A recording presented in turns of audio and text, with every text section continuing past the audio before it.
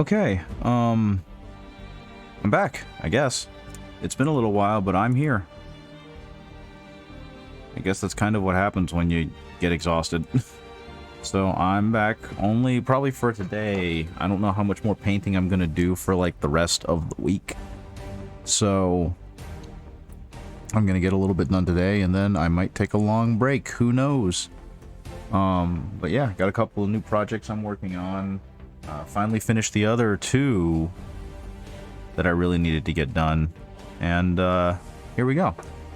So one of the first things I'm going to do, I went ahead, I liked the Primaris Captain so much I went ahead and bought my own. So I'm going to continue working on him a little bit. I've got a Jagatai Khan over here that I'm going to need to finish up. Going to tweak some of these character models, try and make them have a little bit more contrast, let them show up a little more. But right now, the big one for me is Mr. Fulgrim. This is a print from 3D Art Guy that I just think looks absolutely fantastic. So I'm going to go ahead and give him a quick Prime coat and Zenith coat. And then I'm probably going to put him away, move the spray booth out of the way, and I'm going to start working on doing some faces so I can choose what face I want on my new Primaris Chapter Master. So here we go. Let's get this thing full of primer.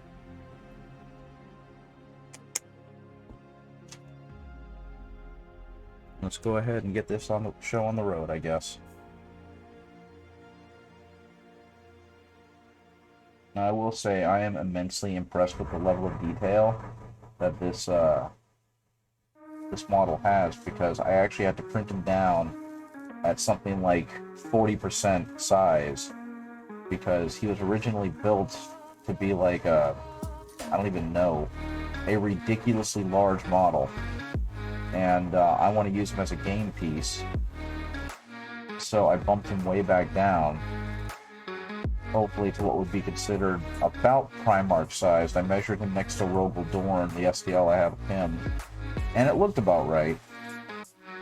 So he's a little taller. I didn't realize, or I messed up a little bit on my calculations, I guess, but he's at a height that I would consider acceptable for use in one-page rules 40k. So right now, just working on giving him a spray prime, and then a quick hit with the hair dryer to dry him out, and then he's going to get a nice Zenith prime so that I can have some really great depth of shadow with him, because I haven't painted an Emperor's Children character since Ancient Rylanor many years ago, which is weird for me to say. But I think he is a fantastic looking model. I kind of can't wait to get him painted up, pimped out.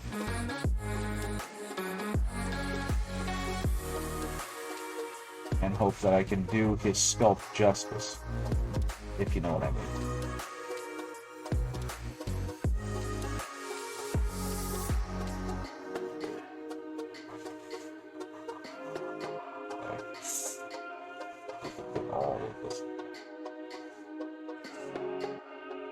So my thought is I was going to make a Loyalist Space Marine chapter, and he was going to be the Clone Grim after seeing some really cool posts on Reddit.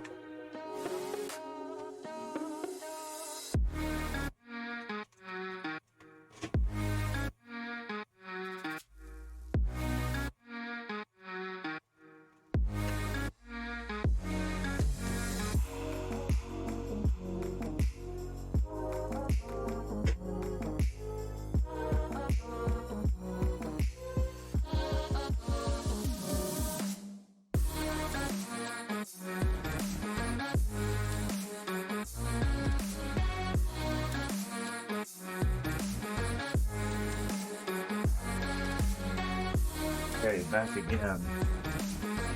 I think since he is just kind of going to be getting a lot of purples, that I'm going to give him more of a... Actually, no, the purples are probably going to be... What would the purples be? I want to give him kind of a maroon purple, I guess, almost a pink. So I think he's going to lead more towards a cooler color. So I think he's going to end up getting a white zenithal, just a straight white, and hopefully that will be good enough. Let's see. I also have some of these guys I eventually need to paint. I'll get to them at some other point. Okay, white zenithal prime, here we go. Gonna shake up some apple barrel white. Some of the cheapest white paint I can get. Because to be completely honest, I do not need more expensive stuff. With some good primer. Or with some good thinner. That's the word for.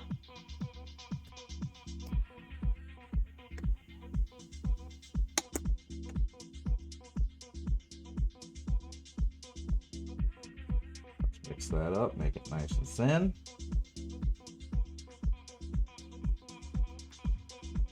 Nice and well mixed in there.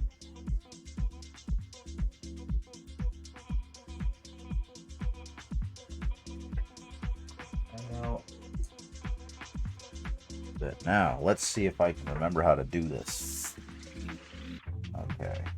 It's a very, very gentle zenithal prime. Or zenithal top coat.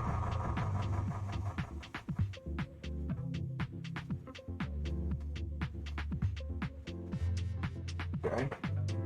Hit it with hair dryer.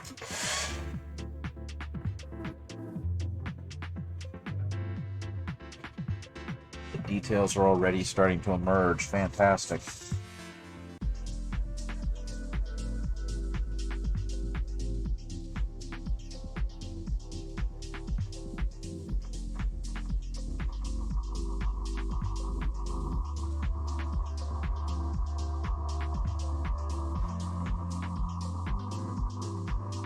I cannot wait to paint this lad. He looks amazing.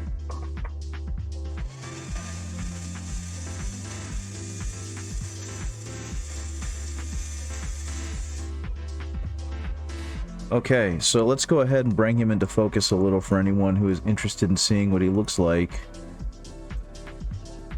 Whoa, too much, too much, too much. Let's see.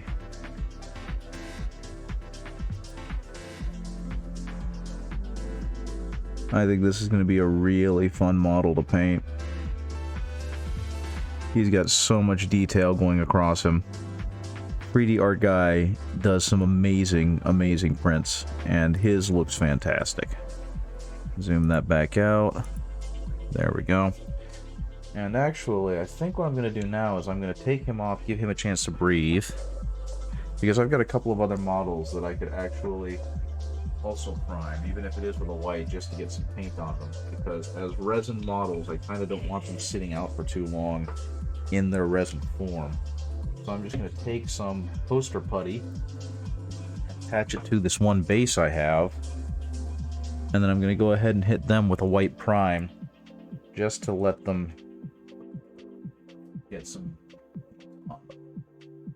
like this guy. I printed this guy on a whim, just because I needed to add another print to a build plate, because I didn't want to waste any, any builds. So this is a Tartaros, a Cataphracti Terminator of the Death Guard, and he's supposed to be a captain, I suppose. Some of him didn't quite turn out right, but I think that he's a fun model to work off of. Like, he was a really good print. He came out real nice. Other than I think his head looks a little derpy, and I need to like rearrange the cape, but that's okay. I just kind of want to paint him, see how he turns out as like a test model. So we're going to hit him with the white primer, or with the white paint, which will work fine as a primer. Hey, Pilkey. Good evening. I'm finally done with other people's work, and now I can focus on my stuff. Yes, this is a Cataphracti captain from, I guess he's supposed to be Horus Heresy, but he is very resin, and I just I needed to have extra things to fill out a build plate, so I decided to print him just to see how he would look. And I really like how he turned out. He's really neat.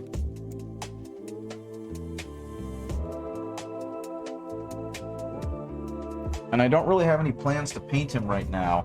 I just kind of wanted to see the size of these guys and how they print and all that kind of stuff.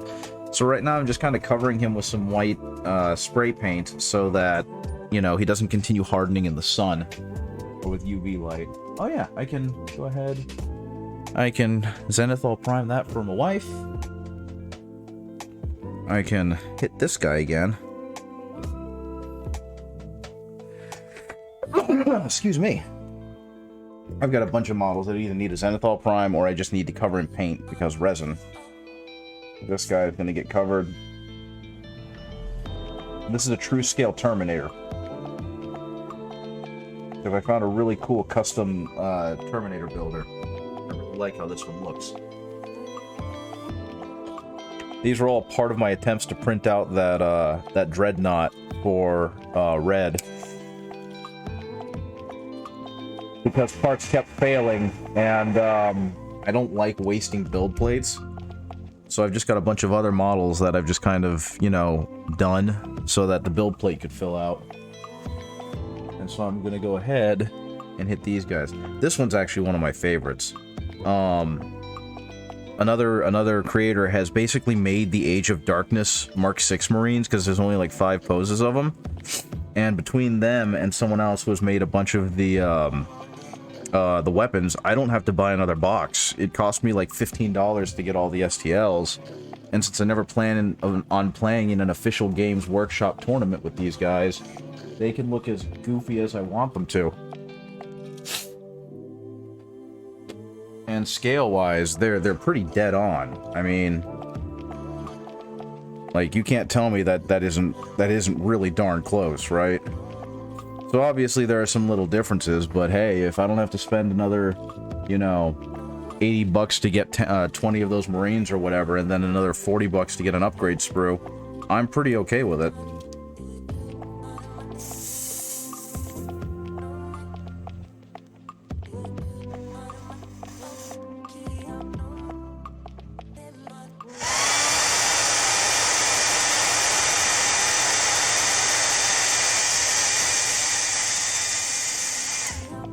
Yeah, I'm kind of exhausted after doing that marathon of painting.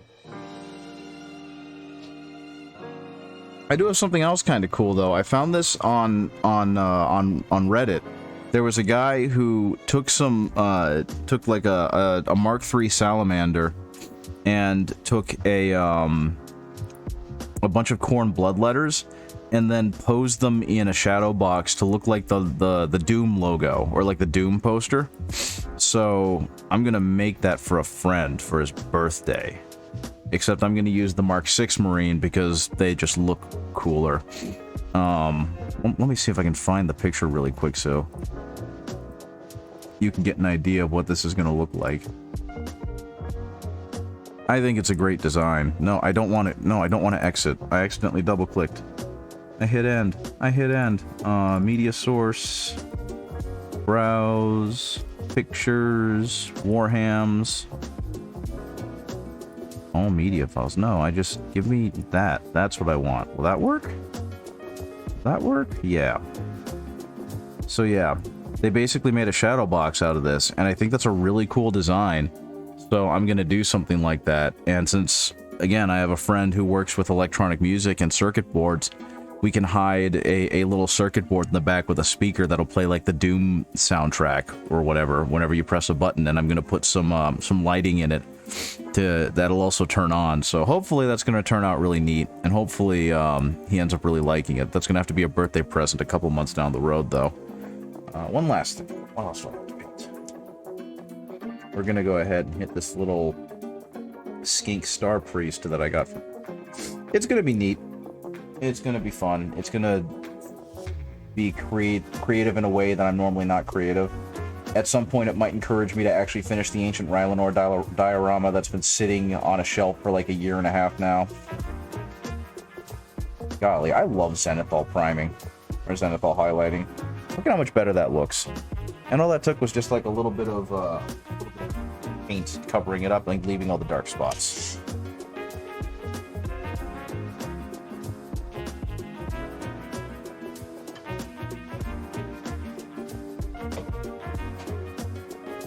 Okay, and now my wife can paint him whenever she wants. I've actually kind of forgotten why it's useful. I guess it highlights the high spots and the low spots and whatnot. I guess if you're painting thin enough, then for the slap chop stuff, it works really nicely. I do it because I eventually go back over with different colors so that it kind of bakes in the shadows for me for whatever I'm doing, especially since, you know, I play Space Marine, so I've got a lot of monotone colors. So like the captain that I'm working on, let me zoom him in. Is that okay? That's better. Like, he's already got high spots that are yellow, and he's got some low spots that are brown, and he's got the nice transition between them. So right now he looks a little muted, but as the rest of the colors kind of come in, it'll contrast the yellow and the browns better. And he's just got the built-in shadow, so I don't really have to focus too hard on a wash if I were to do something like that. That's why I do it, at least. Now, one moment, I'll be right back. I need to clean out my brush. Airbrush.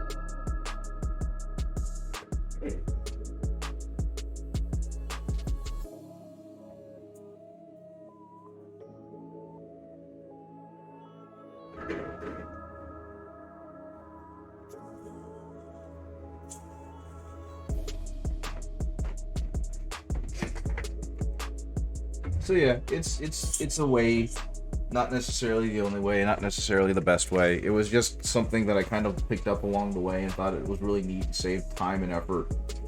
And I suppose now that I'm trying to get better as a painter, I should stop doing it so I could focus on learning how to properly shade, but it is what it is. Okay.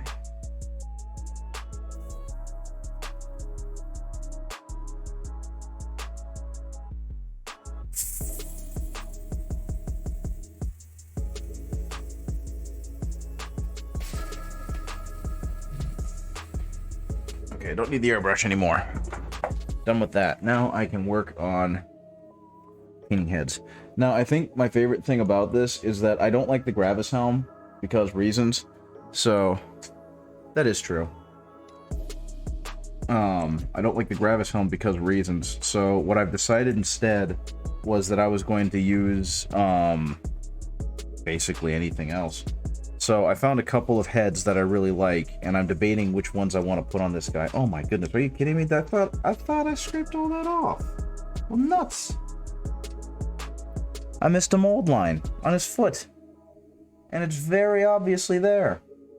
I could have sworn I got that. Look, I even got the one on his shin, but I missed the one on his toes.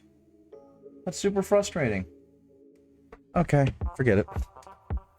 I don't know. I need to actually sit down and watch like the entire creative process of a quote unquote pro painter, because I really want to see what kind of work they put into doing like a single professional piece,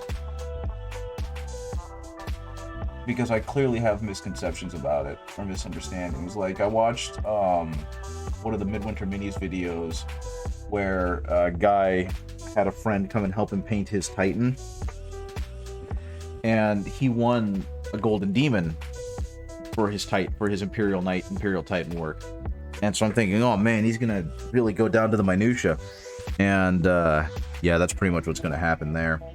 And it turns out he just used a bunch of sponges. He just very delicately and very expertly applied sponge work all over the place.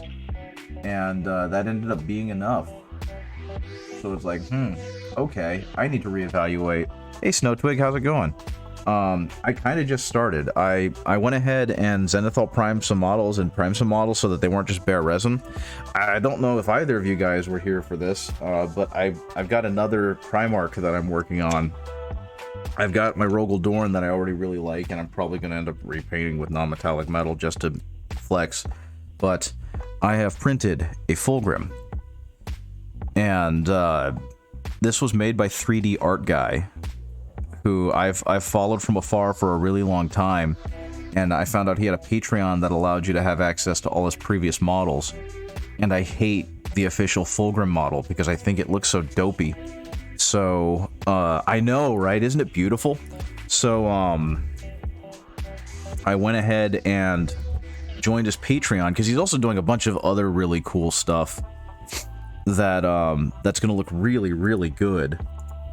Like, he's doing, I think he's doing a Rogel Dorn at some point. He's making his own Ancient Rylanor. He's doing a bunch of the iconic characters, as well as, some of the lesser-known ones. And so I'm just kind of excited to see what else he's got going on. Why is that one so cheap? What the heck? Okay. Give me a second. I'm getting a collection of pictures for those who are uninitiated with the Fulgrim. Oh my goodness, he has voice lines in the Horus Heresy Legions. I need to hear these. That's absolutely amazing. Why is his model so cheap? Am I looking at the wrong thing? Is Fulgrim... Okay, yeah, that's the wrong amount. It's like, there's no way he's 85 bucks. So, yeah, this is an absolutely beautiful model. And he's actually supposed to be, like, a little over twice this big. But I didn't like it. So I wanted to play with him in-game. So I went ahead and printed him at, like, half size, and then another 10% smaller, I think is what it ended up being. Give me a second. I'm gonna, for the uninitiated, for those that are not super familiar with the hams of war, I'm gonna go ahead and find some horrible pictures of the Fulgrim. Okay, Fulgrim. So, I don't know how much you're aware of Fulgrim, Snowtwig. I think, Pilkey, you're pretty aware. He is a demon Primarch. He fell to Chaos due to the blade that's actually right there, the Layer Blade, during the Horus Heresy. And ever since then, he's kind of been just this horrible caricature of a villain in all of the best ways, because he's, like, deliciously evil and embraces it, because he's all about the pursuit of perfection and of artistic and emotional highs and sensation and all that stuff. But he's no longer human. Or human-esque. He's very much evil. And this is his Horus Heresy sculpt, and I just really do not like it. I think he's supposed to be howling in battle, but I think he just looks stupid. And I think he looks a little ridiculous. I think the way his left leg is twisting, while it is artistically interesting, it makes his like, leap look very silly. No, that's Magnus. Magnus was a lot more, like, what's the word I'm looking for? Virtuous in his fall. He tried to warn the Emperor about Horus's betrayal, but accidentally ended up destroying the barrier to the Webway and the Imperial Palace, which allowed demons to flood into the Webway and basically prevented the Emperor from being able to leave the Golden Throne. And all that kind of stuff. Fulgrim was the Emperor's children. He was the 3rd Legion. They're now the Noise Marines, and they follow Slanesh and all that stuff. But I really don't like that model. I think that model's very silly looking.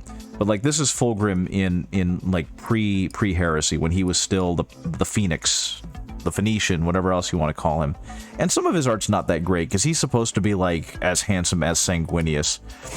This is him as a demon Primarch. He's ascended entirely, and now he's just this horrible snake monster that looks really, really cool. I have a 3D print of a not Fulgrim called the God of Pleasure or whatever, and I'm using that to make a diorama that at some point I'll get back to. This is fan art of him, which I think makes him look a lot more like he's supposed to look, but he's got a very distinct look. And he's incredibly extra. He apparently grew up on a planet where there was no art, there was no culture. It was basically an irradiated death world, and it was he felt it was his job to uplift them and try and make them better. And he also found out that his gene seed had been tainted for his legion, so they had an incredibly small number of Space Marines ready for him when he took over the Legion. But he gave this impassioned speech about how they were going to live up to the Emperor's name and blah blah blah blah blah.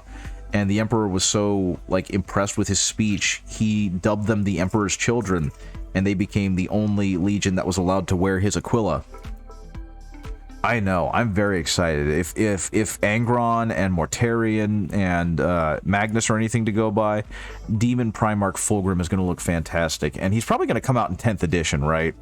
And so I want to make an Emperor's Children army, so that's probably going to be when that happens. But yeah, that's Fulgrim. I think he's fun because he's so embraced how evil and wicked he is. So there's a novel called Angel Exterminatus, which is all about him and Perturabo trying to find a god-killing weapon. And it's basically a grumpy road trip between the overly flamboyant Fulgrim and the way too serious and morose Perturabo. And it's very silly in a way that fits the 40k grimdark future kind of thing, and fits pretty much everything else they've done. And they've got this amazing narrator who has been doing the Emperor's Children books, and he's got this great voice for Fulgrim. And to give you an idea, Snowtwig, how extra and over the top Fulgrim is, he finds out that Perturabo conquers a specific planet, right? And then he requests that Perturabo builds a giant amphitheater. Like, Perturabo has this specific amphitheater he's always wanted to build. He wants to be a builder who creates cities and utopias, but Emperor kept using him for war. And so Fulgrim requests, he says, okay, fine.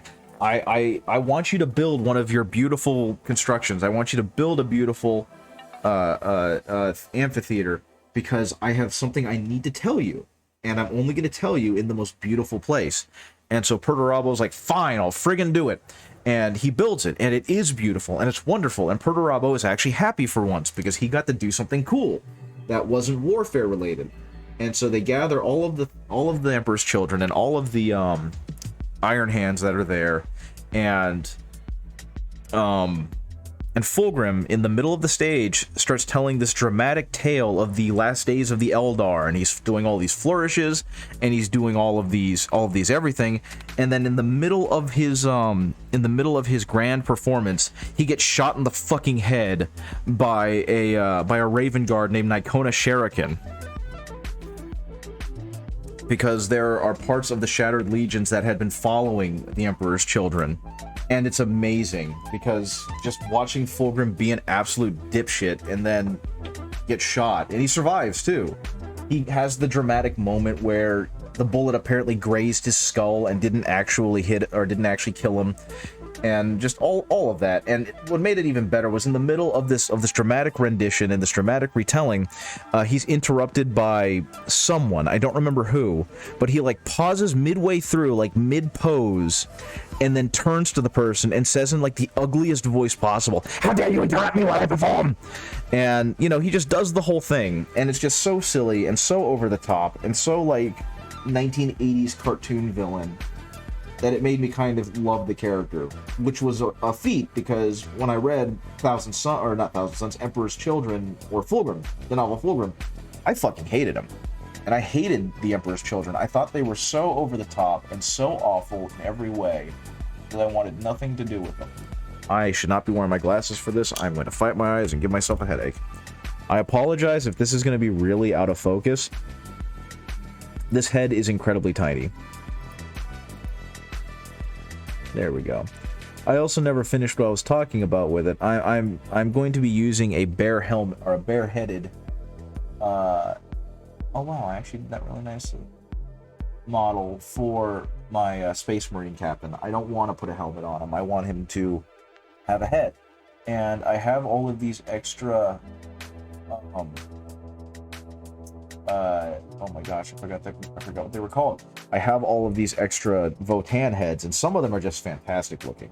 Like this guy, I just think he looks great, and I want to use him for something.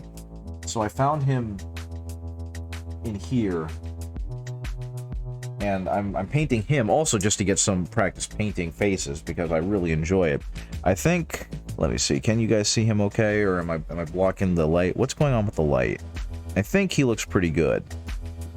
And I'm eventually going to get his hair and whatnot, but I think I did a pretty okay job with his face.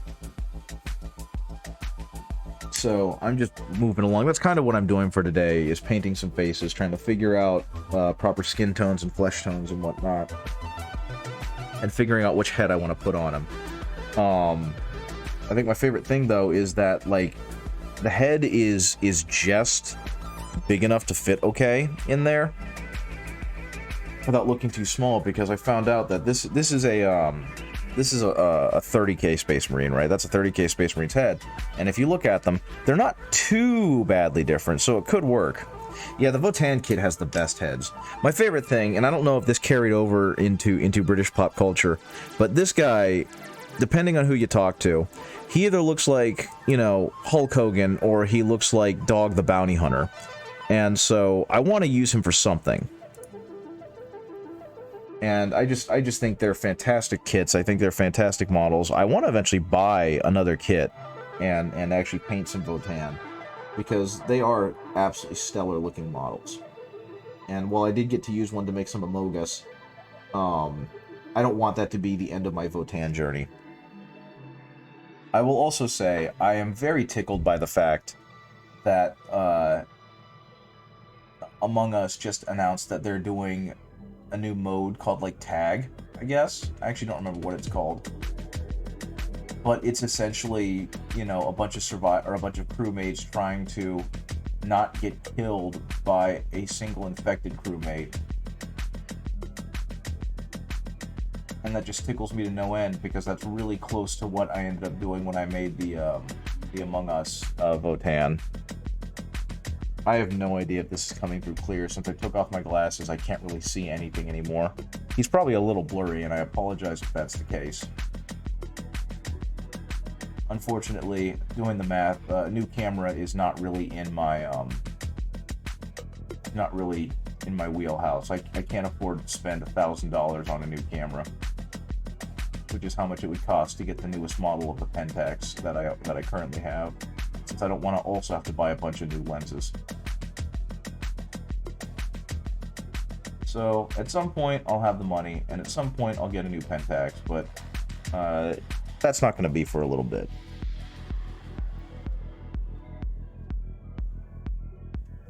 That's okay. I'll fix that later. Yeah, go to bed.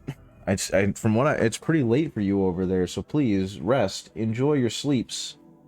Thanks for checking in. It was good seeing you again. Okay, I'm probably not going to be painting a whole lot this week, because I really need to recover, and my wife will kill me if she finds out I keep coming down here when I'm supposed to be resting.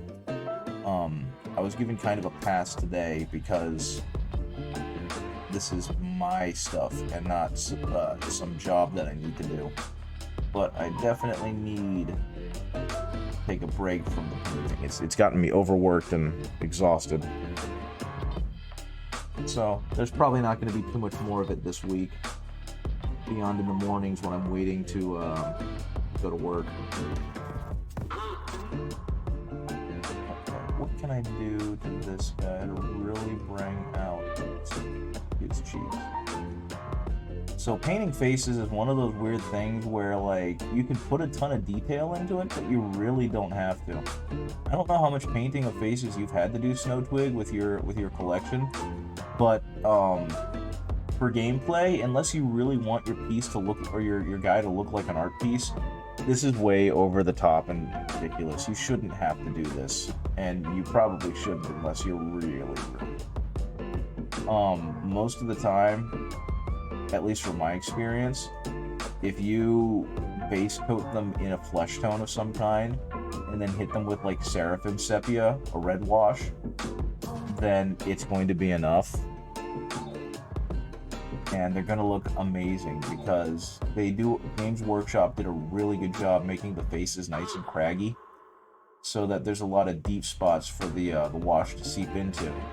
And since it already has like a natural red to it, it provides kind of like that blood running under the skin flush that you want from a good flesh tone, right? So I used to think that people who painted faces were nuts and they're wasting their time, because I never really was trying to paint my models to be to that point of like artistic ability.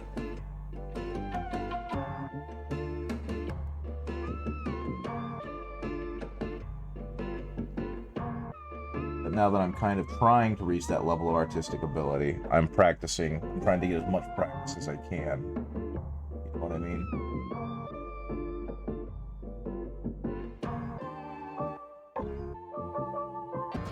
So, the hope is that eventually I get good enough with this that I actually can make some really impressive faces.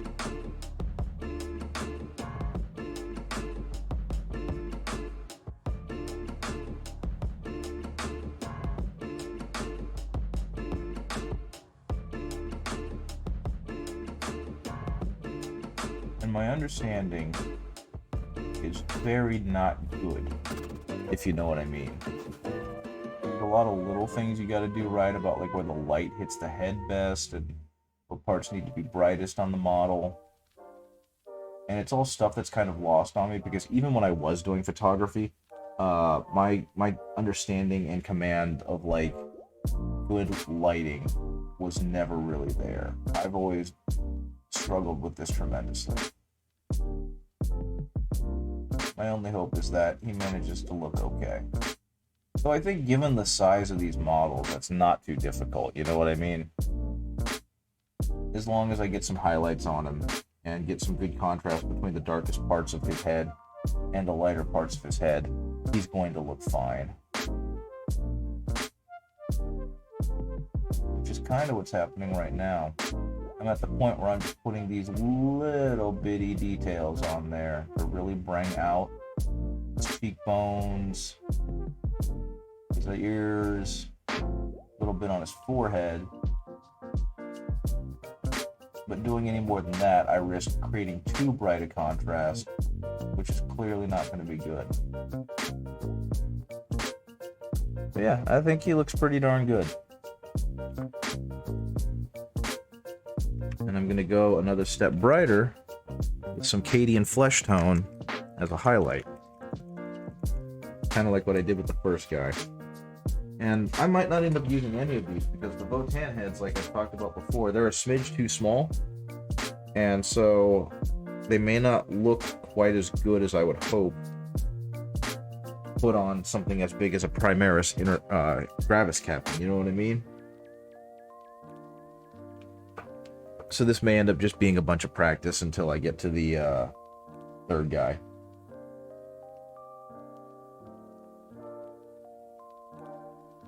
Which is actually an Intercessor head, or a Space Marine head. And that means it should fit a little better. A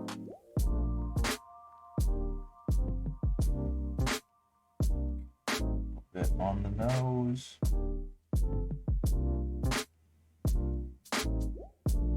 And I'm at the point right now where I don't even know if I'm doing anything.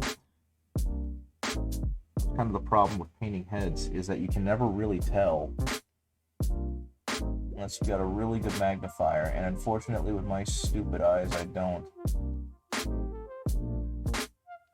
Everything just kind of looks.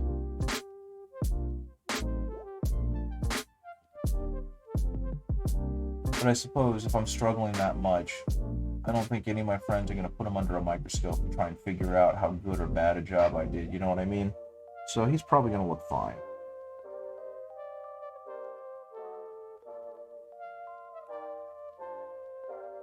Let's mix some of that back in.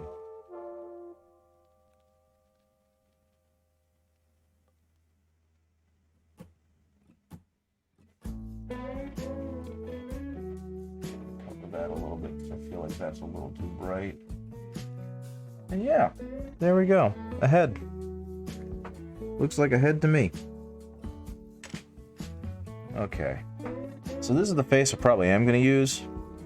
I don't want to quite go this dark with the color, so I think I'm going to upgrade it. But I also think I'm not liking how the rose gold that I'm using... Was it rose gold? Golden brown? Rose brown? Brown rose. I don't think I'm really liking how it's looking. But I think I'm going to move away from that and I'm going to try some other flesh tones. Which means I need to get rid of some of these paints because they are no longer useful to me. Now, my problem is that I actually have a very limited amount of flesh paints, because it's just never been something that I've really spent a lot of time painting. I usually just go, like I've said, I usually just go straight into the Acadian flesh tone and leave it at that. So, what do I have in here? I think that's what I might do. I might have to go from a dark brown to Acadian flesh tone as the highlight, and just give him kind of a swarthier tanned look. I think probably one of my favorite things about this specific model is he kind of bears a resemblance to Walter White, and that just makes me laugh. So maybe it'll be okay. Who knows?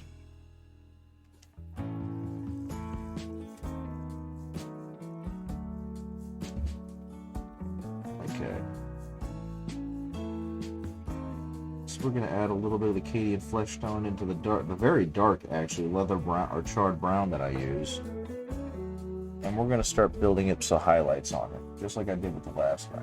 He's got some intricate bone structure going on. So he's offering me a whole lot more space to really play with his skin tone, his highlights. Like he's got actual wrinkles on his forehead. And I'll be honest, I kind of wish I could get a hold of the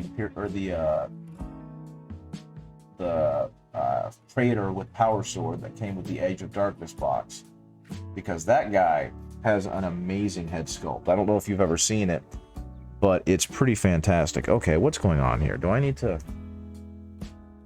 I feel like my range of focus is so limited that if I move back just a smidge, you're losing out a whole lot on visual focus on this guy. And that's not what I want. I want everything I'm doing to be very visible, very clear, which is kind of hard to pull off. Let's see.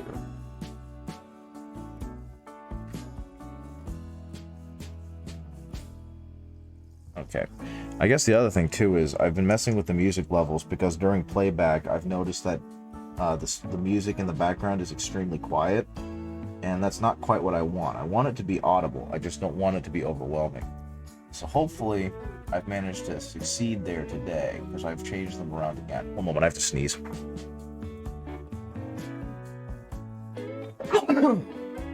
Ugh.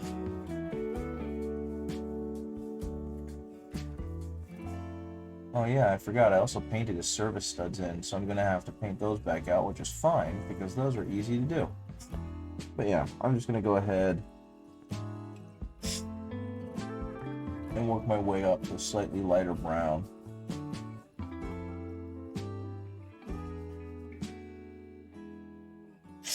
And hopefully that'll show up real nicely on this dude's head. I know, riveting stuff, right?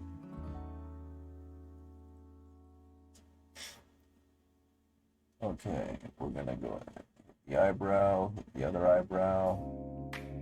I don't know how they got such amazing detail on this head sculpt. Like, he's got eyelid folds.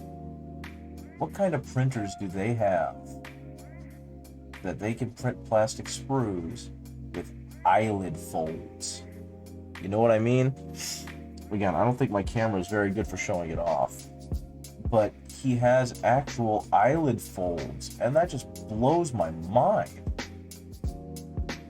That is going to an extreme level of detail that no one is ever going to notice unless they're zoomed in on it like I am right now. My face is maybe 4 inches away from the guy. So kudos to Games Workshop, but unfortunately no one's ever going to see it.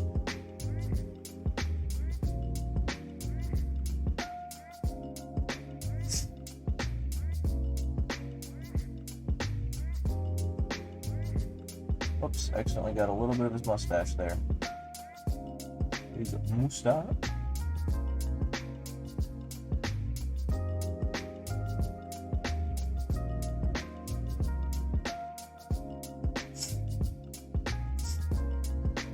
Oh, you've got to be kidding me. I was okay all day. Now that I've sneezed,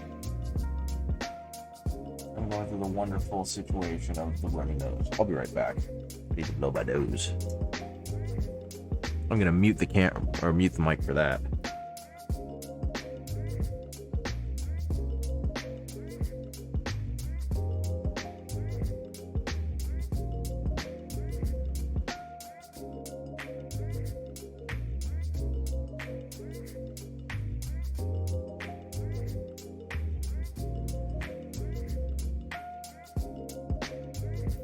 Okay, I'm back.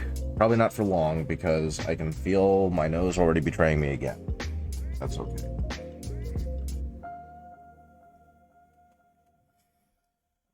Let's see how much lighter I can get here.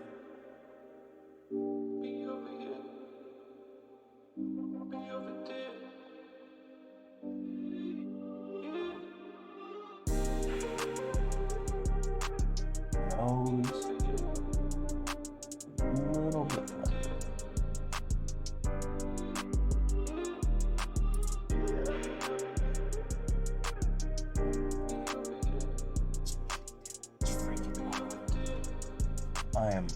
I'm sorry, I'm kind of in awe now that I'm so zoomed into it face-wise that I'm seeing all this stuff. I thought he was a neat model before, but now that I'm seeing all this, I'm doubly impressed with how much detail is in this guy.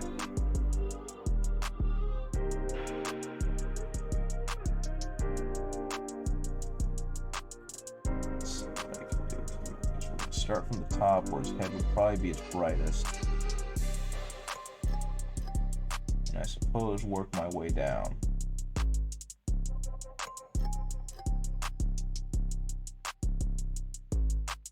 Hopefully that's going to be both smooth enough and get enough coverage. The weird little gaps on his head aren't going to be there anymore.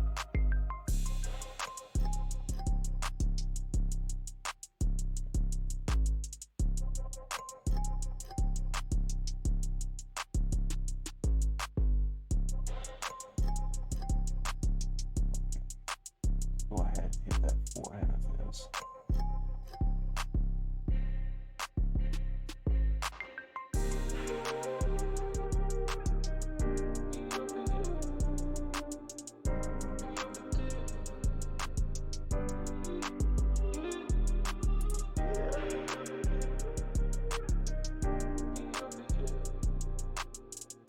The best part is going to be that I'm going to highlight all the metal bits around his face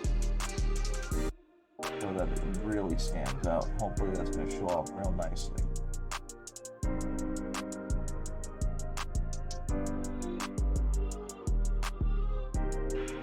Against the rest of his body, right? Because he's got...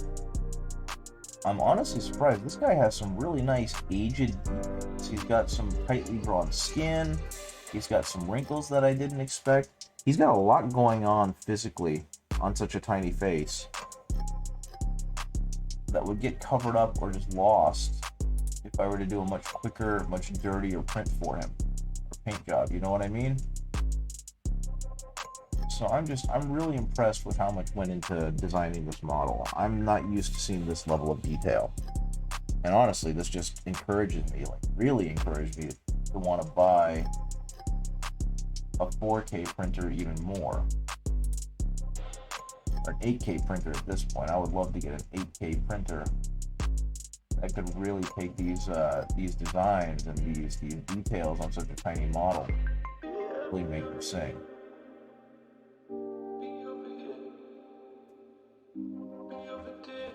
Because I mean, I feel like some of the work I'm doing to him, I don't even know if it's getting picked up by the camera because it's such minutia. Which I suppose is fine. It doesn't necessarily make for the most interesting viewing, and for that I apologize. But it definitely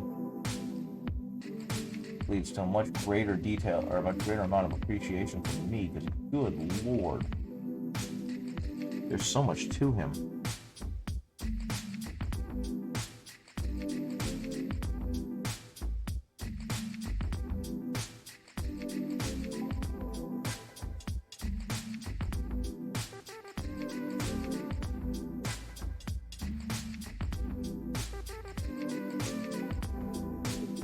And I guess, like I said, I'm not really looking to try and make him incredibly much lighter than he already is. I'm not going for a fair-skinned dude. I want him to be a little bit darker.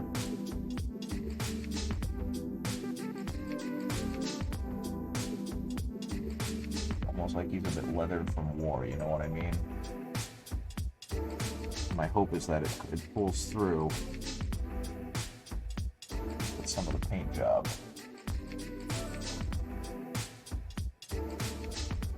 There's brow.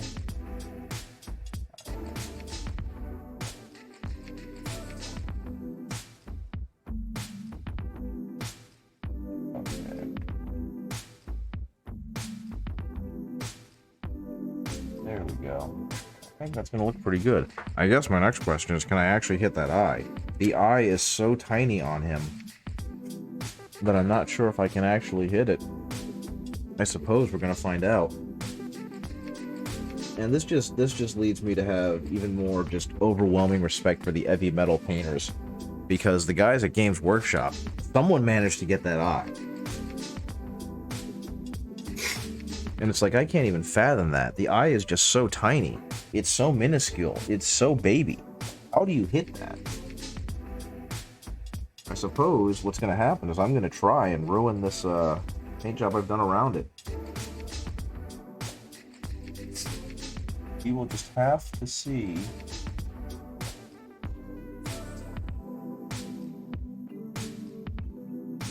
If I can get it. With my like 3 bristles that are actually hitting it. Oh my god, that's art. I got it, but just barely. I got it just enough that you can see he's got whites to his eyes now.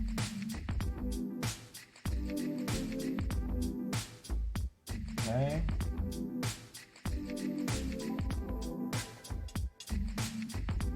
Yay me. Good lord. Again, I apologize for this not necessarily being the most interesting or exciting stream you're going to see all day. I'm just kind of impressed I hit some of the things I've hit. I'm scared to put a pupil in there, because I feel like for how small the opening is, the size of the pupil is going to have to be minuscule. And I was right. I just barely got it. Oh my goodness, there is an eye in there. Do I want to mess up it?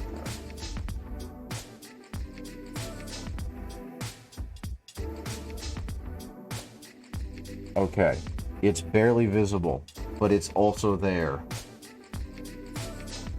Okay, let's try that one more time. Can I do it? Can I do it? Can I do it? There we go. That is about as good as he's gonna get. I'm not doing any more of that. He's got an eyelid, or he's got an eye. I'm gonna go ahead and work on his beard because I'm scared.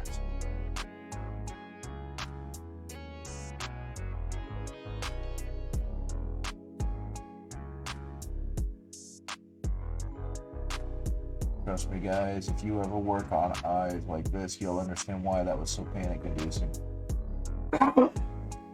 Excuse me, I apologize.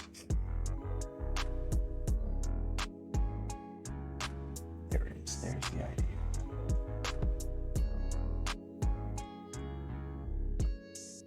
Same thing. I'm gonna go ahead. So I've got to go ahead and re-hit some of this for the dark double vibrant black.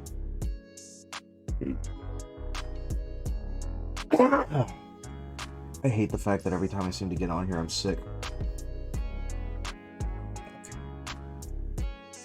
Go ahead and turn his service studs the right color.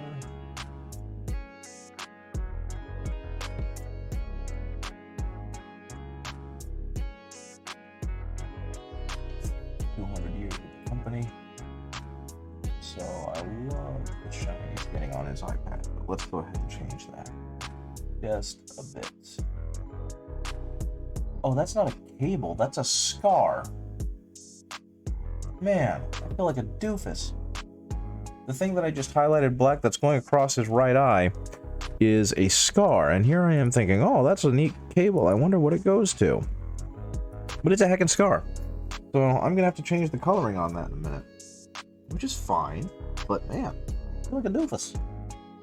I feel like a doofus. Okay, we're gonna put that a little gray. And I can already see that there's like a shadow coming off of that. So we're gonna go ahead and hit that with just a little bit of gray to reduce some of that add-on. There we go. That's a nice transition. Now, since he is very obviously an aged veteran, I'm going to take some of his beard, hit it with some gray.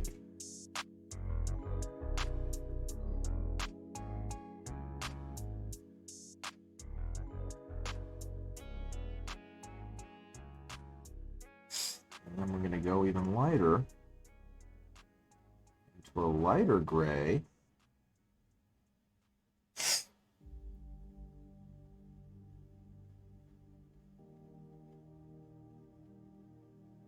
And just near the tips, where the light would probably catch it best.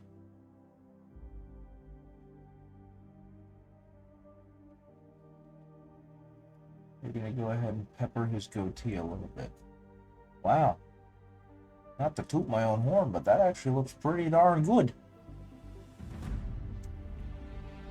Okay, let's go ahead and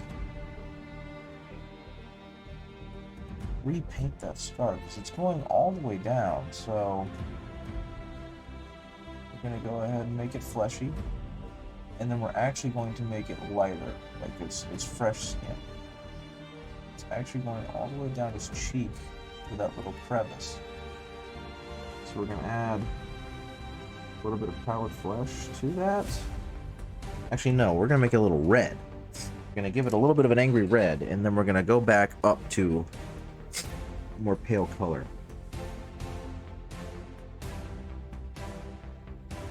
So we're going to mix, that's not a paintbrush, that's a head. We're going to mix a little bit of the flesh tone into a red to give it more of a pinkish hue. Well, first I'm going to dry out my brush, and then I'm going to try that again.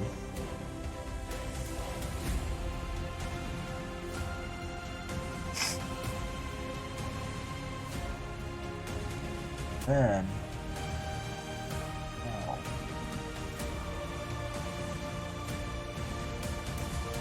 I think we may have a little more red near the actual.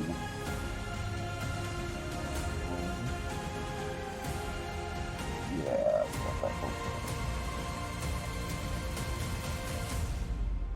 don't get me wrong, that's going a little bit too far in the other direction. That is far, that's like cartoonishly angry, which is not the tone I'm going for. But at least it's a start. Because the next thing I'm going to do is add some of the flesh tone back. And over the angry red. And a little crevice here, paint in the red. To dull some of that down. And just make it look like a little angry scar. Now, and more so, we're just going to take some of the flesh tone, paint it even higher.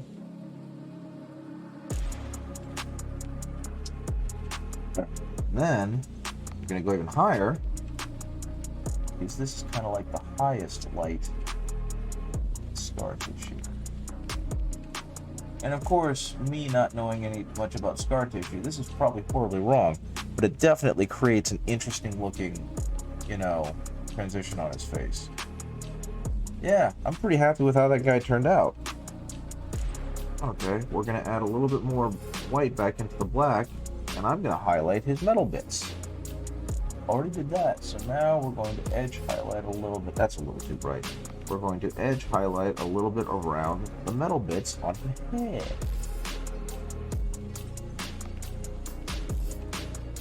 Doesn't need to be super bright, right? It just needs to be present. And we're going to do the antennae. And hopefully that's still visible. Everywhere I can. I'm going to create an edge highlight to really sell depth of this model, because it's a tiny model that doesn't have too much visual interest. So we've kind of got to create the visual interest.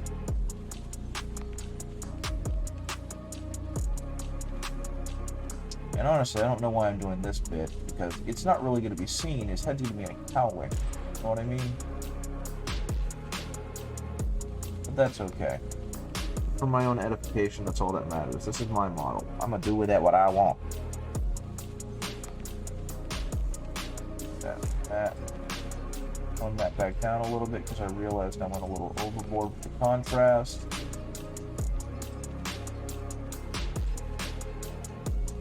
absolutely fine. Yeah, that's far, far too bright. It does not need to be that bright. Right now, you are watching me futz around a little bit with contrast levels as I try and figure this out myself, because I am in uncharted territory when it comes to painting heads and faces. So hopefully by the time I'm done, it's going to look good. And if someone sees that, they will be impressed.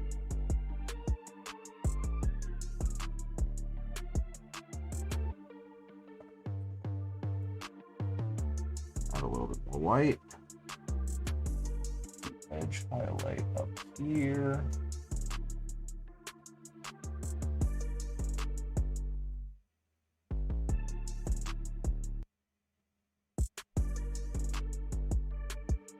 Yeah, a little more white. There we go. That's closer to what I'm looking for.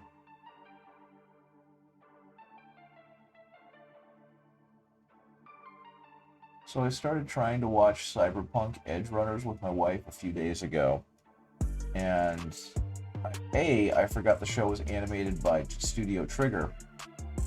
So that was definitely a plus point for me, because I love Studio Trigger and their work, as should anyone who enjoys anime. At least appreciating their ridiculously high quality animation sequences. B, we made it about through the first episode, and then we had to stop. And while it was also, you know, obviously very sad, the kid's mother was clearly a good person trying her best, and bad situations got ahead of the thing. I don't want to spoil too much of it, even though I know it's at this point a little bit older. Just the crushing capitalism everywhere. Even though obviously it's meant to be kind of satirical, it was hitting too close to home, because it's obviously not that bad for most people in the United States, but it's not that far off in a lot of ways. So watching it on anime, it didn't feel very good. You know what I mean? It was one of those things of like, man, I hear enough bad news like this in the real world. I don't really need to be reminded about it in my well-designed, well-animated Japanese cartoons. And so instead we switched over to Mob Psycho. And if you are a viewer of mine, you have not seen Mob Psycho, all I'm gonna do is plead with you to go see Mob Psycho. If you don't know, Mob Psycho is made by the guy who made One Punch Man 1, and it's about a young boy in middle school who is an incredibly powerful Esper, but he doesn't really want that power. He just kind of wants to exist and enjoy the things that, you know, boyhood is all about. And that's kind of the push and pull of the show, is him trying to grow up and be a normal boy and live a typical life, a fairly peaceful life, while having these incredibly powerful abilities. And he works with a person who's essentially a scam artist, who gets by on his incredible charisma and ability to bluff, named Reagan. And the thing about Reagan is, even though he has these things, he's convinced Mob, the main character, that he himself is an incredibly powerful Esper, because he owns a consultation exorcism business called Spirits and Such. And so he begins to mentor Mob, and even though he himself has done some pretty unscrupulous things, by and large, his heart is in the right place. So the lessons he gives Mob, while not always founded in the best, places, tends to be well-intentioned. And so he's helping Mob grow and develop as a human being, and he genuinely likes and wants to support Mob. So it's a really good show. The animation is beautiful, and they do an amazing job taking advantage of the animation medium. And while the show definitely has some of its own grimmer moments, it never strays into that realm of like, man, I need to go lie down for a minute. And I think especially with how things have been going in America the past 4 or 5 years, I've kind of had enough of the I need to go lie down for a minute movies and television shows.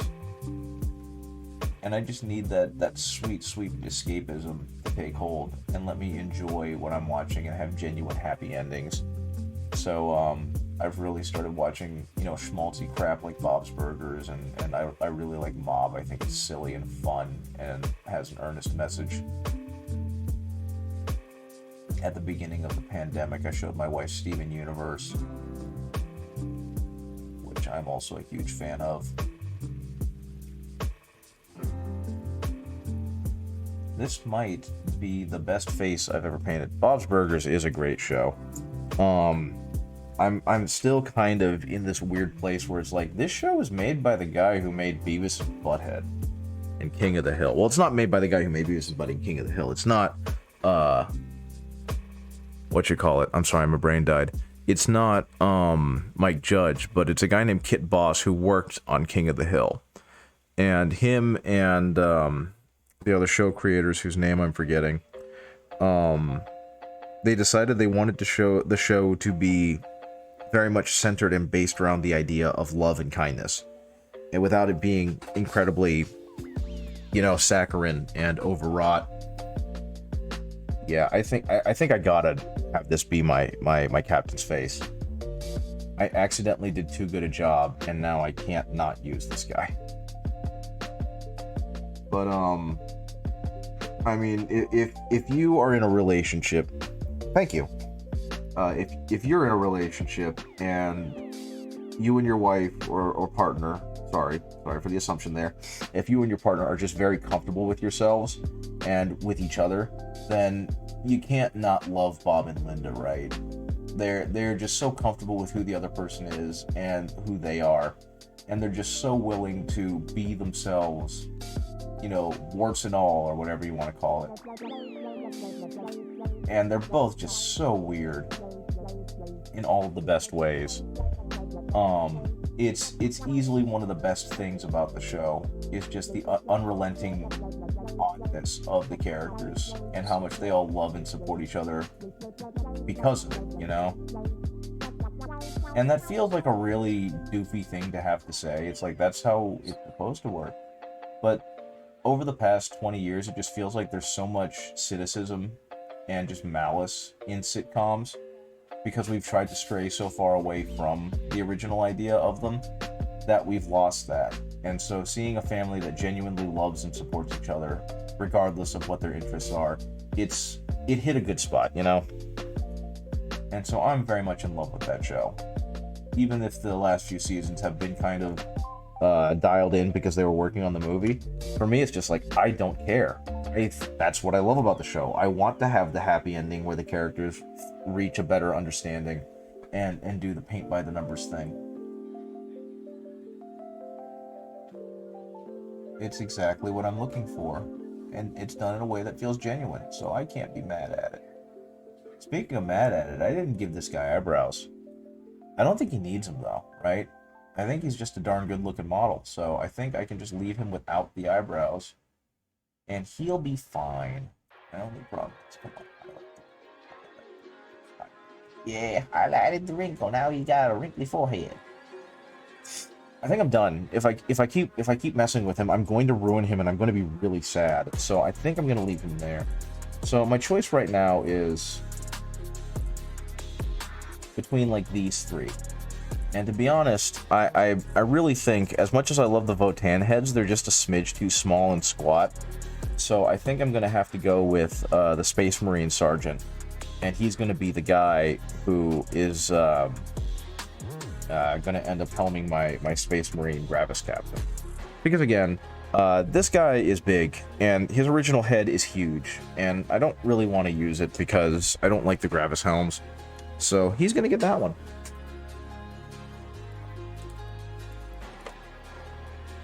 I don't know. How many heads have you actually had to paint, Snowtwig? Because I know you mentioned that you're starting to build your Warhams, and you got a small army getting going. If I recall properly, don't most of like the snap fit ones? I know, right? I've got to absolutely intimidate the other guy by having 0 eyebrows. That way they can only take guesses at how mad I am at them. But yeah, how many of like those faces have you had to paint? Because that's not the only way to do it. You've probably seen tutorials or whatever. Duncan Rhodes is an old Warham's painter, and his work is like a masterpiece. He has his own channel where he does his own stuff, and he has 3 ways to paint heads at varying degrees of detail.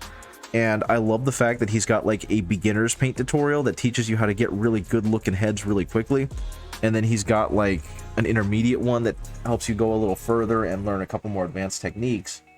And then he's got a really good like advanced tutorial, which is 3/4 of the video, it feels like, where he really goes into it. I love this Torgarodon head, but I kind of want to redo this Torgarodon head. I actually I hate to say this because I've done it so many times, I kind of want to redo huge swaths of this model. I think I could redo the grav gun better. I think I could redo his head better, which is funny because I made him bug-eyed, and so his head looks really silly to me, and I love it to death. But there's a lot of little details on this guy I feel like I can do better. And he's far and away my favorite Warhammer. This is actually the second Torgarodon I've owned. I traded the other one to the person whose commission I just finished. But I just love Torgarodon. I think he fits everything about the Imperial Fist. He's grumpy. He's very much like, I'm here and you're not moving me. You know what I mean? And that's what the fists are like. So at some point I'll get around to repainting him. And I've got this Typhus the Traveler, who is apparently on a huge base. Holy mackerel. That's impressive. I didn't realize his base was that big. But I've got Typhus. Okay, yeah, because if I remember right, you said that you got like the starter set, and I think the Captain, the Outrider, and the Assault Intercessor Sergeants are heads, right? Those are the ones that are helmetless. Oh, I should probably paint those two to be more bowy. But God, I love this model so much. I gotta go back to playing like Death Guard and whatnot. Oh, so were you here when I did, like, I don't want to call it an eye lens tutorial, but I kind of did an eye lens tutorial, because there's a really cool way to get super detailed eye lenses without having to work too hard. Because if not, I will gladly pull out another Space Marine helmet and show you how to do like really. Yeah, that's the worst part. I think I remember you telling me about that you've got a little bit of a shaky hand issue. The best thing I can suggest for you is get a brush with a really long head, right? So like this is the 00 I was just using, and even though it's got a thicker belly, which means obviously it holds more paint and holds more moisture, I will be honest with you, the this one, which is like a tenth, not even a tenth, a tenth of the cost. This one was maybe $1.50, $2 to this $20 one. This one is fantastic for A, newer painters, and B, getting like really close details that aren't quite as much as I just did, but like eye lenses, because there's a lot more wiggle room. Okay, let me show you something. Let me show you a cool. I think these are all bear heads. You know what? I'm gonna grab an old Imperial Fist dude so you can see this. Nope, I don't like that one. Sorry. Okay, so this is the starter Marine, right? This is the Marine that everyone gets when they enter Games Workshop, and they're like, "Hey, I'm interested in painting Warhams," and so they get this Marine. And he's got the default pose, and he looks like a Marine because he is one, you know, all that stuff. Like, you've probably seen this Marine everywhere, in the instructions, in everything. He's a regular intercessor, so no sword. And yeah, so I just did his eye lenses just a straight red, right? I just did the eye lens a straight red, and it looks pretty good. Don't get me wrong. And the cool thing is, again, if you have like this, you can just kind of like flip real quick and flip real quick, and you're done. And if you do end up getting a little bit of shake, because I don't know how bad your hands tremble because of it, but if you do get a little bit, then the best part about it is you can just splash it with some wash, and most of that'll be gone. Or you can go back and just paint whatever color you end up doing, because I think you're also undecided on what color you want to paint them. You mentioned that you were doing what were you going to do? Were you going to do ultramarines or salamanders, or I forget? But you've chosen colors, I believe, that are really easy to paint over, so that's going to be nice. But yeah, let's go ahead and do this, because I think this tutorial for eye lenses is beautiful, and I think that VenryPaints did everyone a great service by sharing his recipe. Though I also think that he, if you want to go a little less detailed, it's very, very easy. So if you've got a red, a black, and a yellow, then you can do some amazing detail on eye lenses. So I'm going to do that. I'm going to show you how to do those eye lenses. So I've got Averland Sunset, a Vallejo Red, and a Vallejo Black, right? And those ones are pretty straightforward. You can use any red, any black, any yellow. So what I'm going to do first is I'm going to mix some black and yellow together. Or black and red, I'm sorry, black and red. I'm going to mix some black and red together to make a really, really dark red. And I still want it to be a red, so you don't want it to go completely into black. You still want it to have some dark, some redness to it, right? So this is the red I got. I don't know. Am I too far away? Am I too close? That's the red I got. I think it's showing up. I don't know. But I'm just gonna take the brush and I'm going to go over the lens. Gonna paint ultramarines for practice paint for moon. Blood Angel Sun. Both of the all three of those are super friggin' cool. Okay, so that's all I did. And I just painted the lenses with this dark red. And you can see they're already darker, right? They're darker. They got a little bit of red in them, but they're really dark. And so after doing that first layer, I'm going to go just back to the base red, right? Whatever red you have. I'm going to go back to the base red. And instead of going all the way from the nose back, I'm going to go about 3/4 of the way, right? And see, now you've got that little bit of black at the end. And I'm going to do the same thing here. I'm going to go about 3/4 back, so you've got just that little bit of darkness at the end, right? And next, I'm going to mix some of that yellow in with the red to make it into a brighter red. Possibly an orange if you can get it there. And the good news is, what if I go too bright? You're not going to go too bright. There's not enough space in the Marine's face for you to really notice if you go too bright. So now I've got like an orangey color, almost the color of his armor, which again, doesn't matter, it can be any. But then I'm going to go halfway, not 3/4 of the way, and this is where the shaky hands might become a bit of a problem. And so I'm going to go about 1/4 of the way. And you see now he's got just a little fleck of light in there. And same thing, I'm just going to go a little bit, just a little bit. And now he's got that little fleck of light in there. And actually I can probably hit that a little better from this angle. Go all the way in. Yeah, there we go. And now he's got that little fleck of light. And then finally, last thing you're going to do is you're going to take either the yellow or you're going to take a white. And you don't have to do this step. This is purely optional. I'm going to put a little dot very back on both sides. And what that does is it creates reflective lens flare, right? So that's it. Go with the color you want the lens to be. Mix it with a darker color so you have a really dark base. And then paint the entire lens that way. And then take the base color, paint the lens 3/4 that way from the front. And then take a lighter color to brighten up the color you want and paint that like 1/3 of the way in. And you see what it did though? It created some really cool dimension to them lenses. So when you finally do paint them, that's the way to do it. That's the way to make it get the good. Now obviously, these are tiny eyes. You do not need to do this. But if you decide I want to have really cool detailed lenses, that's how you do it. And again, I mean, obviously my hands are fairly steady, but having the long pokey helps.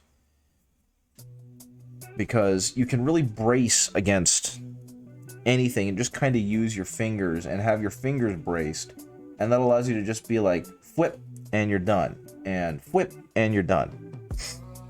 If you have to go too close to it with a smaller brush, you've really kind of lost a lot of your control, and then that's where I believe the brush control can become an issue. But I absolutely love that tutorial. I think it does a great job of making some really deep, some really good, substantial lenses on the face. I really hate the bolt rifle. I'm sorry. I'm not a fan. I really like the original bolt gun and how stubby and chunky it looks. And I'm not a fan of the new bolt gun. Is this one? Yeah. Like, obviously it's not as fun to look at, but I mean, I really like the original Space Marines better, and I really like the original bolt gun better. It's just like chunky and tiny, and in real life it'd be enormous. It'd just be way too fat and ridiculous. And you can tell.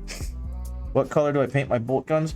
I paint them black, and then I dry brush them with some metal, lead belcher if you've got it. But that also depends. Like, one of the coolest things about the bolters is that because they've got that kind of 2-layered plating on them, you can do a lot of different things. So like for this guy, I did the Imperial Fist thing, which I didn't realize was an Imperial Fist thing. Give me a second. Let me zoom in a little because his gun blurry. They actually have like a black. I don't know what these are called. I own guns, but I don't have a great understanding of the terminology. The top part on the Imperial Fist bolter is black, and then all of the other parts are gray. So that's what I did for him, and I painted the Aquila red. One thing that you can do, and it's what they recommend on like the Games Workshop channels, is they paint their bolter, the entire bolter, in like lead belcher.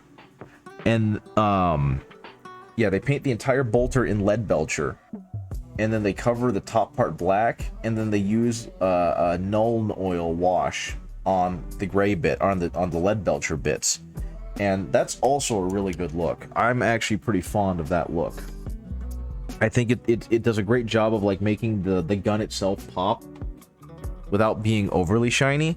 So the top housing is black, and the bottom parts, including the magazine, are lead belcher, and then they put Nuln oil over the entire thing to get that black wash. As a matter of fact, I can show you because I have a bunch of old models I can repaint. So what the heck did I do? Did I really? I made his thigh plates brown. I have not painted. This was one of the first Space Marine models I painted, and in some ways it really shows, which is not a bad thing, because I mean, consider again, this is one of the first Space Marine models I painted. He still looks pretty darn good, you know. But so for like this stuff up here, I'll just, you know what, I'll just go ahead and repaint it for you so you can see what we're doing. I don't have lead belcher anymore. I use, like I said, I use Vallejo, so I'm going to use Vallejo gunmetal, and I'm just going to use Vallejo black. But I'm just going to do this so that we can have some fun, because I enjoy painting and experimenting. I think that'll be enough gunmetal. So this lad right here, we're going to go ahead. I'm going to start by painting the bottom part metal, just so if I screw up, I can paint over it with the black, you know what I mean? And the other thing is that typically, I can actually see the blue poking through of the original model.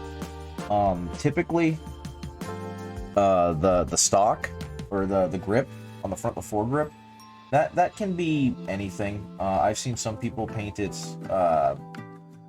brown, which I like to do because I think the wooden furniture of it looks neat. But it's whatever you like, and again, it's kind of the fun of this hobby. So I'm gonna paint this thing gunmetal. We're gonna go gunmetal, gunmetal, gunmetal, gunmetal. It's gonna be essentially lead belcher, and you can actually start seeing the detail being lost on this poor boy because I've painted him so many times. All right, I put the layers on way too thick. It's probably the issue here. But yeah, we're just gonna go ahead and paint all of that gunmetal, which is nice and shiny, right? It's their lead belcher. And I'll be honest, I'm not even gonna try and do that great a job. I'm just gonna paint the barrels gunmetal too, so that they really pop.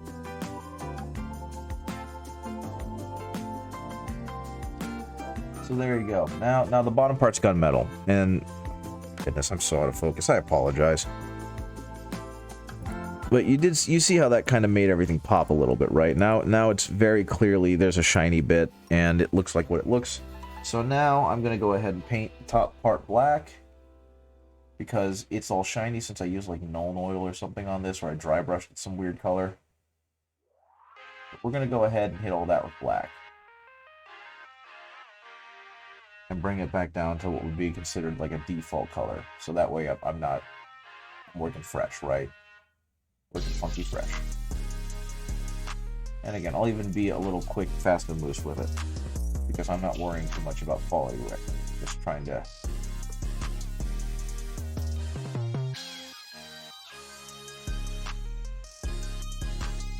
paint that black. Paint the top part black.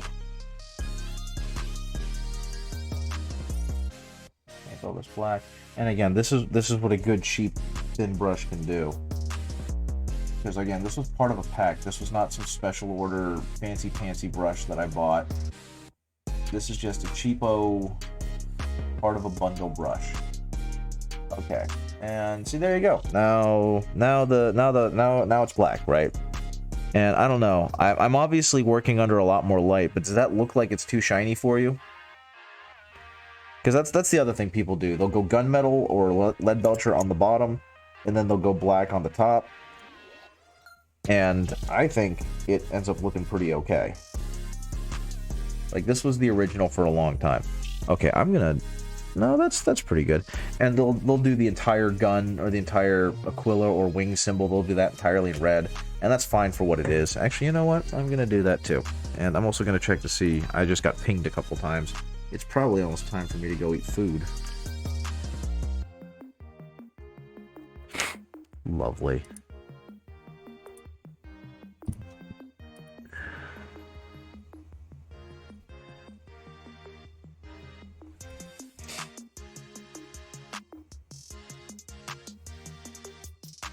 Okay.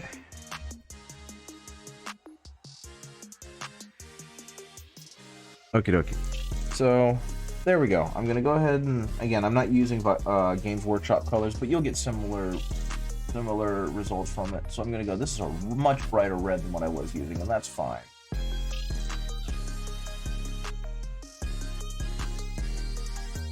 Okay, and then we're gonna do that, and then we're gonna do that. No problem. I like how this looks. I've tried to move away from metallic paints just because, in general, I don't like metallic paints very much. I think they kind of have that glittery look about them. But yeah, I'm gonna wait for that. I'm actually gonna make the strike quicker. One moment.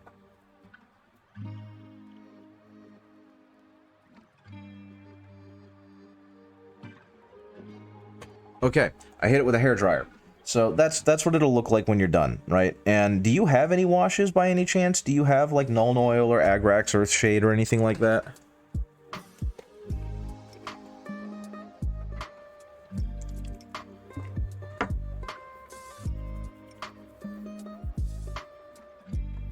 Because washes will make your paint jobs look a million times better, and the main reason why is that they provide that wonderful deep contrast of the lows versus the highs in your paint job. And so if you don't have a wash, then I strongly suggest you go out and get 3 major washes. I would get, actually I'll even put them in here. I would get Agrax Earthshade, Nuln Oil, and oh my gosh, Reichland Flesh Shade. Those 3, okay, those 3 in particular is a dark brown wash, a black wash, and a red wash. And what those do is they really work the three main things you're going to come up against, which are like armors and whatnot, metals and equipment, and faces. So if you have Nuln Oil, you can use Nuln Oil for almost everything. I wouldn't recommend it because it really darkens and dulls things, but it definitely will make your paint jobs better. So if you give me a second while I clean off my palette, I grabbed some Nuln Oil. By the way, they also changed the recipe for Nuln Oil, and apparently it works different. I don't know how much that would matter to you, because I don't actually know how it works different. But here, for example, like Nuln Oil, right? Yours is probably in a smaller pot, but Nuln Oil. And you see how this looks right now. We're gonna grab some Nuln Oil and we're gonna put it on the metal bits, and you see how immediately it seeps into the shadows. And you don't want to overdo it, so you don't need to spill huge amounts. But you see how it creates contrast like immediately, right? It immediately goes to the shadows, and it immediately tries to make darker spots on the metal. That's what you want. And if you see you've done too much, then you can just pull it out with a dry brush and kind of like try again. So put some Nuln Oil over here. Put some Nuln Oil over here. Put some Nuln Oil in there. And see what that'll do is it'll create more contrast, because now you've got like deeper shadows in your gun, right? And like I said, I'm not trying to make this beautiful. I'm trying to get this to like tabletop ready. And so it doesn't have to be beautiful. That's I mean, honestly, that's the beauty of the game. Is like a painted army is better than a non-painted army, unless you're actively trying to shitpost and you do an absolutely awful job and you like make the layers too thick where all the details are lost. Your army's going to be great. And the best part about it to me is that your army's also going to be, you know, 3 feet away. So unless someone wants to be that guy and they want to, you know, inspect your army closely and then criticize you for it, and at which point just don't play with them. They're jerks. But that's it. And you see how the Nuln Oil really added some shadow to the metal. That's all you're looking for. But I mean, like this, you can see this guy's got some problems. They're really minor ones, but like these thigh plates don't need to be that. I thought they were leather when I first saw them. He's got some yellow staining on here for me dry brushing. His shoulder pads are almost pink because I dry brushed too hard on them. Some of his shading is done badly because I tried to panel line them instead of just using a wash like an intelligent person. And in other places I did use a wash and it's staining through. There's a lot of little things about the guy that isn't very good. But guess what? When he's this far away from you, on a table, he looks friggin' awesome, right? That's a good looking paint job. He's got all the colors in all the right places, right? So I wouldn't sweat it too much if you're really worried about messing up your Marines or your armies or whatever. And especially with Marines, because they got the wide surfaces, they're very forgiving. And probably the best part about this is if you have any kind, I think, like, I don't know if you have simple green. Actually, I forget, where are you, Snowtwig? Are you in the States or are you in Britain? I think you were in the States, weren't you? I'm sorry, I'm forgetting where people are from. Well, regardless of where you are from, some basic cleaner, like simple green in particular, get a jar of that, just like a small jar of it, and put your UK. Okay, I thought so. Yeah, if you can find just a simple cleaner, Simple Green is the one I use. I forget what it's called. You can find it online. There are definitely ones in the UK, but buy that, buy some Tupperware, fill the Tupperware with the Simple Green or the cleaner, drop them in there overnight, and then scrub them with a cheap toothbrush, and you can paint them over. That's the absolute beautiful part about the hobby, is if you don't like your paint job, you can start over. And, you know, the first couple, when you really put the love into them and you're really trying, it kind of sucks to have to repaint them. But after a while, you kind of realize that that's what they're for. Like, that gun looks so much better than it did. I'm sorry, I'm just kind of looking at it and realizing that even though that was a quick paint job just to show you, I'm really kind of happy with how that looks. So yeah, it's just all about, like, growing and trying to grow.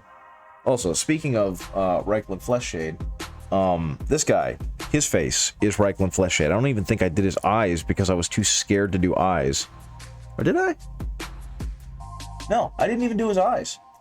I hit him with Cadian Flesh Tone, and then I hit him with Reichland Flesh Shade, which is the wash, the red wash I was telling you about. And, I mean, it clearly went to the low spots and left high spots, right? It looks pretty darn good. I think I might have gone back and painted like his cheeks and eyebrows and nose. He might have gotten dry brushed a bit. But I mean, the face looks pretty darn good, right? Oh my goodness, the yellow on him is so chonky.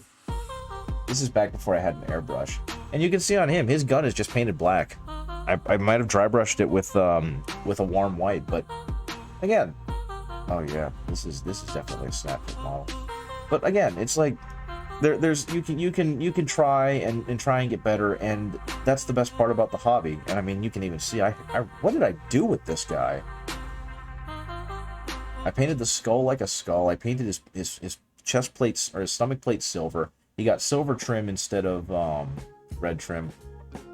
Yeah, it is a thing, right? It is a thing. Things happen. He was originally painted like an ultramarine, and I went back and repainted him, and you can see how that turned out. But the point is, he still looks good, even though he's not like the best paint job in the world, right? So again, don't worry about it. I hope you enjoy painting, like I really do, because that's the best part of this hobby to me, even beyond the gameplay. And you should get a whole lot of fun out of it, because that's what it's here for. It's to make your life happier, not make you more stressed out, right? So with that being said, it's 6:34 and I gotta get going. So thank you so much for joining me. I do appreciate it. I hope that was helpful and encouraging, and I can't wait to see what your models are going to look like when you paint them. I'm really excited.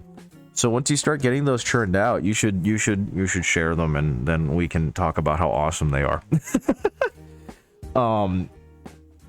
I can even teach you some really, I can teach you some really cool ways to so that if you're really nervous about like the fine details, or at least getting some really cool gradients, I can show you a cool way to do that called slap chop. You've probably heard of it already. That's another thing. Anyway, I hope you have a great rest of your evening. It's got to be getting pretty late there. And so I'm going to get going. I need to eat, and I've actually got some work to do. No problem. I'm glad to help. Have a great rest of your evening. I will see you later, probably tomorrow morning if you're up. Otherwise, later. Bye-bye.